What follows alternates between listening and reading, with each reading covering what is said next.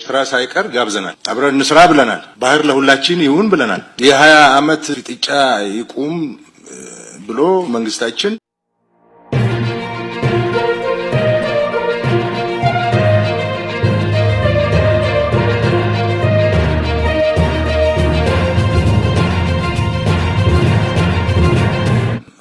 ረጅም ርቀት ሄደዋል፣ ግን አልተሳካም። ኢትዮጵያ የባህር በር ለማግኘት የምታደርገውን ጥረት ለማሰናከል እየሞከሩ የሚገኙ ኃይሎች አሉ ብለዋል። እነዚህ ኃይሎች አንዳንዴ የጋራ ጥምረት በመፍጠር ኢትዮጵያ ወደ ባህር ጠረፍ እንዳትደርስ ለመከላከል አልመው ይሰራሉ። ሆኖም ግን ሁሉም ጥረቶች አንዳቸው መሰረት የላቸውም ብለዋል። ይህን ያሉት የኢትዮጵያ ፊልድ ማርሻል ብርሃኑ ጁላ መሆናቸው ይታወቃል። በዚህም ጉዳይ የምንላችሁ ነገር አለ። ከህንድ አውሮፕላን አደጋ አንድ ሰው በህይወት ሲተርፍ የ241 ሰዎች መሞታቸው ተገለጸ። በዚህም ጉዳይ በዓለም ላይ አስደናቂ የተባሉት ከአደጋ የተረፉት ሰዎችስ ምንድናቸው? ከአደጋው ቀድመው ከመሳፈራቸው በፊት ያጋጠመውና ብዙ ገጠመኞች ያካተተ ዘገባ ይዘናል። ሰላም ጤና ይስጥልን ውድ የኢትዮ ከረንት የዩቲዩብ ገጽ ተከታዮችና አድማጮች እንደምን አላችሁ? ለዕለቱ የተመራረጡ አርዕስተ ዜና ወደ እናንተ ይዘን ቀርበናል። እስከ መረጃው ፍጻሜ ድረስ በአብሮነት እንዲዘልቁ በአክብሮትና በትህትና እንጠይቃለን። ቤተሰብ ለመሆን ላይክ፣ ሼር፣ ሰብስክራይብ ማድረገውን እንዳይረሱ። ወደ ዕለቱ የመጀመሪያ የዜና ትንታኔ ስናልፍ ኢትዮጵያ የባህር በር ለማግኘት የምታደርገውን ጥረት ለማሰናከል እየሞከሩ የሚገኙ ኃይሎች አሉ ሲሉ ፊልድ ማርሻል ብርሃኑ ጁላ ተናገሩ።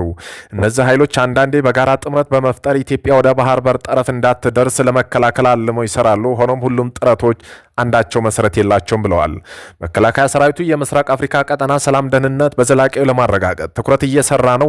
ኢትዮጵያ የባህር በር እንዳታገኝ ከቀጠናው ሀገሮች ጋር በትብብር ለመስራት በጋራ ለመበልጸግ ያላሰለሰ ጥረት እያደረገች ትገኛለች ብለዋል። በአሁኑ ወቅት በየብስም ሆነ በባህር የሚቃጡ ትንኮሳዎች የሚመክት እንዲሁም የሀገሪቱ ሉዓላዊነት የሚያስከብር ሰራዊት ገንብተናል ብለዋል።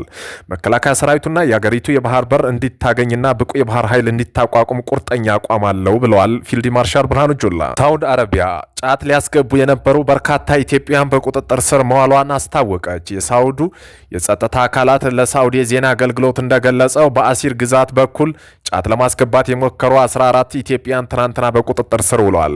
እነዚህ ኢትዮጵያን ይዘውት የነበረው 260 ኪሎ ግራም ጫትም አብሮ በቁጥጥር ስር እንደዋለ አስታውቀዋል። በሌላ በኩል አልፋርዛ ግዛት ውስጥ ሌሎች 4 ኢትዮጵያን በድምሩ 28 ኪሎ የሆነ ጫት ይዘው በመገኘታቸው መታሰራቸውን አስረድተዋል። እነዚህ ኢትዮጵያን በፖሊስ እጅ እንደሚገኙ ገልጸውም ጉዳያቸው በቅርብ ወደ ፍርድ ቤት እንደሚሄድና አግባብ ያለው ፍርድ እንደሚሰጣቸው ማስታወቃቸው አረቢው ኒውስ ዘግበዋል። ከህንድ የአውሮፕላን አደጋ አንድ ሰው በህይወት ሲተርፍ 241 ሰዎች መሞታቸው ተገለጸ። ከህንድ ወደ ለንደን የሚጓዘው የህንድ አውሮፕላን ለበረራ እንደተነሳ ብዙም ሳይቆይ ተከስክሶ የበረራ አስተናጋጆችን ጨምሮ የ241 ሰዎች እንዲሁም በተከሰከሰበት ስፍራ የነበሩ በርካታ ሰዎች ህይወት አልፏል። ከምዕራባዊ ህንድ አህመድ ዳባድ ከተማ የተነሳ ቦይንግ 787-8 ድሪም ላይን አውሮፕላን የሆስፒታል ህንፃና የህክምና ተማሪዎች ማደሪያ በሚገኝበት መኖሪያ አካባቢ ነው የተከሰከሰው። በዚህም አደጋ በአውሮፕላኑ 11A የወንበር ቁጥር ላይ ተቀምጦ የነበረ እንግሊዛዊ ዜግነት ያለው መንገደኛ ብቻ በአስገራሚ ሁኔታ ህይወቱ ተርፏል። ግለሰቡ በኋላ ላይ ለቤተሰቡ ሲናገር እንዴት እንደተረፍኩ አላውቅም ብሏል። የህንዱ ጠቅላይ ሚኒስትር ናራንዲ ሞዲ ከቃላት በላይ የሆነ ልብ ሰባሪ ክስተት ነው ሲሉ የገለጹት አደጋው መንስኤ እስካሁን ግልጽ አይደለም።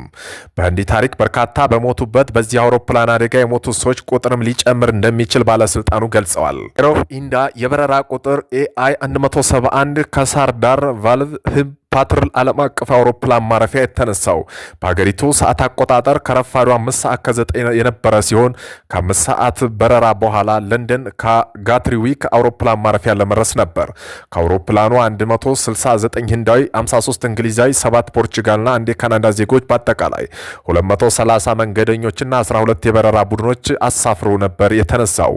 የአካባቢ ፖሊስ ለቢቢሲ እንደዘገበው ከሆነ እስካሁን 204 አስክሬን የተገኘ ነው ሲሆን እነዚህ ሟቾች ግን አውሮፕላኑ ወደቀበት የመኖሪያ አካባቢ የነበረ ይሁን አውሮፕላኑ ውስጥ የነበሩ አልታወቀም ብሏል።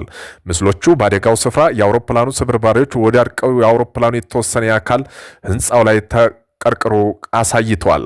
በርካታ ካለቁበት በዚህ አደጋ አንድ ሰው በህይወት የመትረፍ አስገራሚ ዜናም ዓለም አቀፋዊ ሚዲያ መነጋገሪያ ሆኗል። ከአደጋ የተረፈ እንግሊዛዊ ራማሽ በእግሩ እየተራመደ ወደ አምቡላንስ ሲራመድም ታይቷል። አውሮፕላኑ ከተነሳ ከ30 ሰከንድ በኋላ ከፍተኛ ድምፅ ተሰማ። ሁሉም ነገር የሆነው በቅጽበት ነው ሲል ሆስፒታል ውስጥ ሆኖ ለአካባቢው መገናኛ ብዙሃን ስለ ክስተቱ ተናግረዋል። አክስቱም ልጅ አጃይ ቫሊንጋ እንዳሉ ራምሽ ደህና መሆኑን ለመግለጽ ወደ ዘመቹ ስልክ ደውሎ ነበር። ሆኖም ግን አብሮ ተሳፍሮ የነበረው ወንድሙ አጃይ የት እንዳለ እንደማያውቅም ተናግረዋል።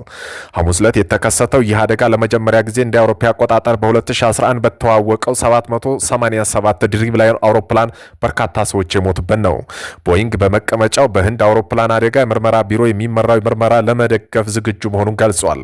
የአሜሪካና እንግሊዝ መርማሪዎች በብሔራዊ ትራንስፖርት ደህንነት ቦርድ ጋር በመሆን የህንድ ባለስልጣናት ለመርዳት ወደ ህንድ እንደሚጓዙ ገልጿል። የህንድ የሲቪል አቪዬሽን ዳይሬክተር ጄኔራል አውሮፕላኑ ከተነሱ ከሴከንድ በኋላ ወደ አየር ትራፊክ መቆጣጠሪያ ክፍል ደውሎ ነበር ብሏል። ከዚህም በኋላ አየር ትራፊክ ተቆጣጣሪ ጋር ያለው ግንኙነት የተቋረጠ ሲሆን ከአየር ማረፊያው ብዙም ሳይርቅ ተከስክሷል።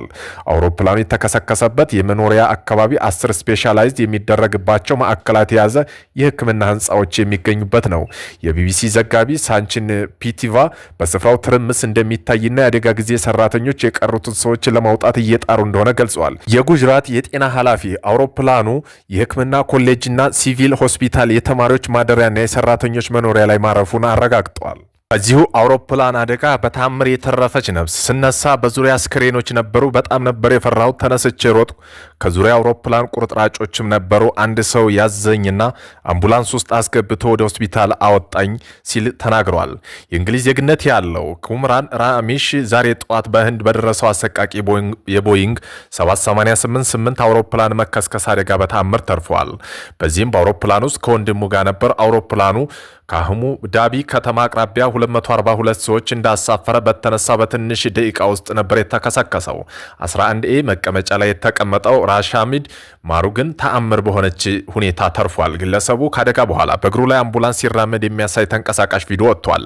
ከዚያም በኋላ ሆስፒታል ውስጥ ተገኝቶ ታይቷል። ይህ እንደ ሀገር ውስጥ ሚኒስተር ሆስፒታል ሄደው ጠይቀውታል። የዚህም ዜግነት ያለው የእንግሊዝ ዜግነት ያለው ከተነሳ በ30 ሰዓት ውስጥ ከፍተኛ ድምፅ ሰማን። ከዛ አውሮፕላኑ ተከሰከሰው። ሁሉም ነገር በቅጽበት የሆነው ብለዋል። አክሎም ስነሳ በዙሪያ አስክሬኖች ነበሩ። በጣም ነበር የፈራሁት። ተነስቼ ሮጥኩ። በዙሪያ አውሮፕላን ቁጥራቸው ነበሩ። አንዳንድ ሰው የያዘኝ አምቡላንስ ውስጥ አስገብቶ ወደ ሆስፒታል አመጣኝ ሲልም ገልጿል። በቤተሰቦቹ በኩል በሰጡት በደረቱ በፊቱ ላይ የተወሰነ ጉዳት እንዳጋጠመው ከዚህም አደጋ እንዴት በህይወት እንደተረፈ በተአምር እንደሆነች ለራሱም ለተአምር እንደሆነበትም ገልጿል። በአሁኑ ላይ በሆስፒታል ሕክምና ክትትል እንደሆነ በደህንነትም ሁኔታ እንደሆነ አክሏል። እስካሁን ከአደጋ ህይወት መትረፍ የታወቀ እሱ ብቻ ነው። ደቂቃዎችን በመዘገይቷ የበርካታ ህይወትን ከቀጠፈው አደጋ የተረፈች ህንዳዊት በትራፊክ መጨናነቅ ምክንያት በረራ ያመለጣት ህንዳዊት ለበርካቶች ህይወት መጥፋት ምክንያት በሆነው አደጋ 10 ደቂቃ በመዘገያቷ መትረፏን ኤዴት ቲቪ ዘግቧል። ከባልተቤቷ ጋር በለንደን ከተማ የምትኖረው ከአደጋ በኋላ በኤንደን ቲቪ ጋር ቃለ ምልልስ ያደረገችው በሆሮም ቻውስ የእረፍት ጊዜዋን አህማዳቢ ከሚገኘው ቤተሰቦቿ ጋር አሳልፋ በበረራ ቁጥር 171 ለመብረር ትኬት ቆርጣ ነበር። ሆኖም ግን ወደ አውሮፕላን ማረፊያ እያመራች በነበረበት ከፍተኛ የትራፊክ መጨናነቅ እንዳጋጠማትና 10 ደቂቃ ዘግይቶ አህማዳቢ አየር ማረፊያ ስትደርስ ወደ ውስጥ እንዳትገባ መከልከሏን መናደዷ ገልጻለች። ከጥቂት ደቂቃ በኋላ እዛው አየር መንገድ ውስጥ እያለች ወደ ለንደን ልትጓዝበት የነበረው አውሮፕላን መከስከስ ማየቷን ተናግራለች። እስራኤል ለወሰደችው እርምጃ ትጸጸታለች ሲሉ የኢራኑ ፕሬዝዳንት መስዑድ ፔዜሽኪያን ተናገሩ። የኢራኑ ፕሬዝዳንት በተጨማሪም ኢራናውያንና መሪዎቿ ዝም አይሉም በማለት የምንወስደው እርምጃ ጠላት ለወሰደው የጅል ተግባር የሚያጸጽት ይሆናል ሲሉ አስጠንቅቀዋል። በተጨማሪም ኢራን ባወጣችው መግለጫ ያጸፋ እርምጃ እንደምትወስድና የዚህ ታሪክ መጨረሻ በኢራናዊ እጅ እንደሚጻፍ ገልጸዋል። ኢራን በመግለጫው አክላ ከኢራን ጋር ጦርነት መጀመር በአንበሳ ጭራ እንደመጫወት ነው ብላለች። ኢራን በተጨማሪም የእስራኤል ጥቃት ለምን የኒውክለርና ሚሳኤል ማበልጸግ ላይ እንድትሳተፍ ዓለም እንዲረዳን አድርጓል ብላለች። በተያዘም ዜና በእስራኤል ጥቃት የኢራኑ አብዮታዊ ዘብ ኤሮስፔስ ኃይል አዛዥ አሊ ሃጂ ዛሂዲ መገደሉንም ይፋ ሆኗል።